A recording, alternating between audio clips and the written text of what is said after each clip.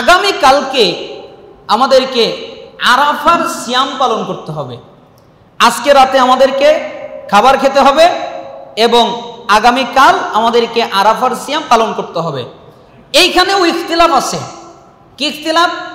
কেউ বলতেছেন যে আরাফার সিয়াম হবে 9 তারিখ, আবার কেউ বলতেছেন না না না 9 তারিখ না, 2 দিনই থাকবে, অর্থাৎ 8 তারিখও থাকবে 9 তারিখও থাকবে, এরকম ইখতিলাফ। আবার কেউ বলছেন না, শুধু আমাদের দেশের 8 তারিখ অনুযায়ী থাকবে।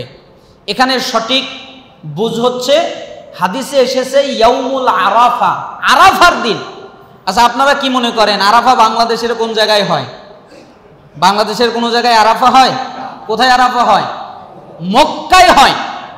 আল্লাহ রাসূল সাল্লাল্লাহু আলাইহি ওয়াসাল্লাম এখানে আরাফার দিন উল্লেখ করেছেন। আরাফায় যারা অবস্থান করবে তারা সিয়াম রাখতে পারবে না, আর আরাফার বাহিরে যারা তারা সিয়াম রাখবে। তো আপনি যদি আমার দেশ অনুযায়ী 9 তারিখে থাকেন তো আরাফায় হাজি পাবেন কোথায়? ওই দিন তো মাঠ ফাঁকা থাকবে, হাজি পাবেন? তো আরাফায় তো তাদের কাছ সিয়াম না রাখা, আর আরাফায় যারা নাই তাদের কাছ সিয়াম রাখা, তাহলে কেমন ভাবে সামঞ্জস্যপূর্ণ হবে? এই জন্য সবচেয়ে নির্ভেজাল হচ্ছে আরাফার দিন সিয়াম পালন করা। আমাদের দেশ অনুযায়ী 8 তারিখ হয়। এবার যদি আপনি প্রশ্ন, আবার অনেকে বলে যে না 2 দিনই থাকবেন, 2 দিন আরাফা, 2 দিন আরাফা, আরাফা তো 1 দিন। আপনাকে একটা বেছে নিতে হবে, হয় আপনাকে 8 তারিখ বেছে নিতে হবে, না হলে আপনাকে 9 তারিখ বেছে নিতে হবে। যদিও বা যারা 9 তারিখ বলেন আমরা তাদের বিরোধিতা করি না, এটা তাদের বুঝ, আমরা তাদেরকে সম্মান করি, তাদের বুঝে এটা তাদের জন্য ঠিক আছে, এটা সঠিক রয়েছে তাদের কাছে। তবে কেউ যদি চায় 9 তারিখ থাকতে পারে আরাফার সাওম, আবার কেউ যদি চায় আরাফার দিন, এটাই বিধিসম্মত, আবার এটাই উত্তম, এটাই দলিলের নিকটবর্তী, হকের কাছাকাছি। এই জন্য আরাফার দিনে সিয়াম পালন করবেন, একদিন নিয়ত করবেন। তবে কেউ যদি 9 তারিখ থাকে এতে কোনো অসুবিধা নাই, তবে নিয়ত হবে একদিনের। আল্লাহ সুবহানাহু ওয়া তাআলা আমাদেরকে আরাফার সিয়াম সুন্দরভাবে সুষ্ঠুভাবে পালন করার তৌফিক দান করুন। একটা কথা মনে রাখবেন যে এই যে আজকে আপনারা জুমার দিন জুমার সালাত পড়ার জন্য আসলেন, আমি খুব অবাক হলাম এবং হতবাক হলাম। কেন? আমি যখন খুতবা দেওয়ার জন্য মিম্বরে দাঁড়ালাম, মিম্বরে বসলাম, তখন দেখলাম যে অধিকাংশ মানুষ আসে নাই। অল্প কিছু মানুষ বসে রয়েছে, আর অধিকাংশ মানুষ কি আসে নাই। তারা আসবে কোথায়? কখন?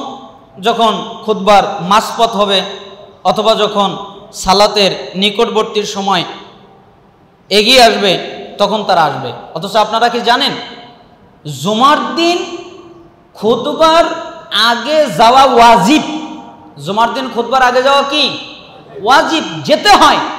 জুমার খুতবা শোনা ওয়াজিব, জুমার খুতবা শুনতে হয়। এমনকি জুমার খুতবার সময় কেউ যদি বলে তুই নরস কে, কেউ যদি বাক্স নাড়াচাড়া করে, কেউ যদি কাপড় নাড়াচাড়া করে, কেউ যদি ওই যে দান তোলে, টাকা তোলে, তাহলে তার জুমা পুরোটাই বাতিল। কিসের সময়? খুতবার সময়। একজন সাহাবী হালকা একটু কথা বললেন, তিনি খালি বললেন বসো, হট্টগোল করো না, বসো।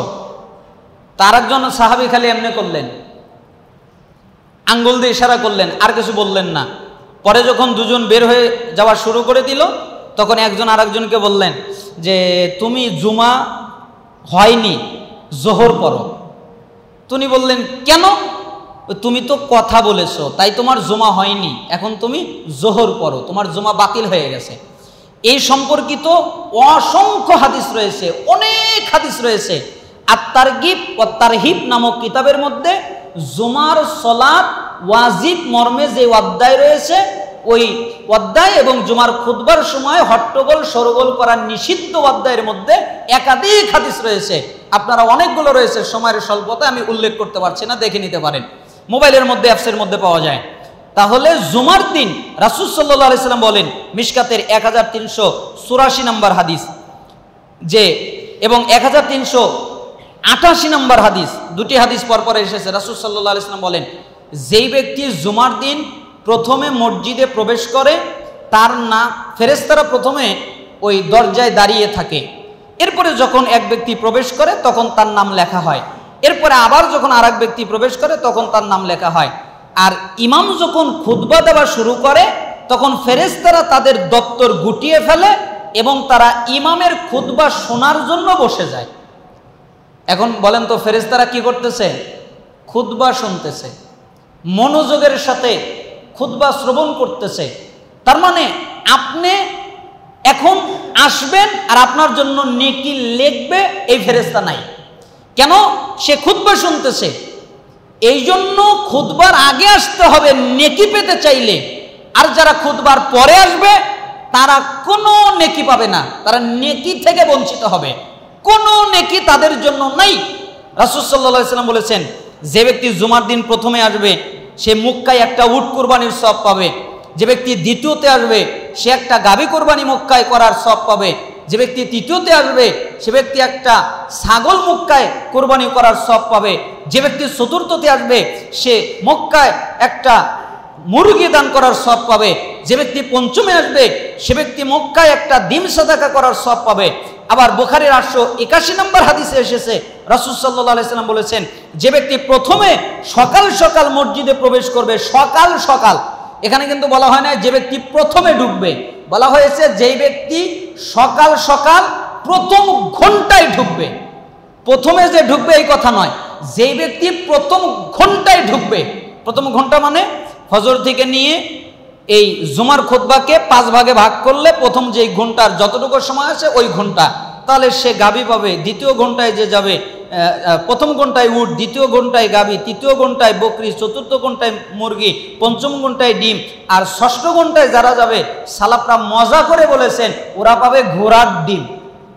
ঘোড়ার ডিম মানে ঘোড়ার ডিম তো দুনিয়ায় নাই, এজন্য ওদের নেকিও নাই। এই জন্য আপনাকে প্রথমে ঢুকতে হবে, আপনাকে আগে আসতে হবে। কেন আপনি পিছনে পড়লেন? মিশকাতের 1891 নম্বর হাদিস, রাসূল সাল্লাল্লাহু আলাইহি ওয়াসাল্লাম বলেছেন, যেই ব্যক্তি জুমার দিনে জুমার মসজিদে আসতে পিছনে পড়ে যাবে ওই ব্যক্তি জান্নাতে যেতে পিছনে পড়ে যাবে। কেন? জান্নাতে যেই ব্যক্তি আগে যেতে চায় সে যেন জুমার দিন আগে গিয়ে আগের কাতারে বসে, আর যেই ব্যক্তি জুমার দিন আগে যেতে পারবে না পিছনে যাবে ওই ব্যক্তি জান্নাতেও পিছনে যাবে। আবার আপনি পিছনে আসবেন ঘাড় ডিঙ্গিয়ে ডিঙ্গিয়ে আগে বসবেন, এটাও উচিত নয়। কেন? পিছনে আসলেন পিছনেই বসবেন।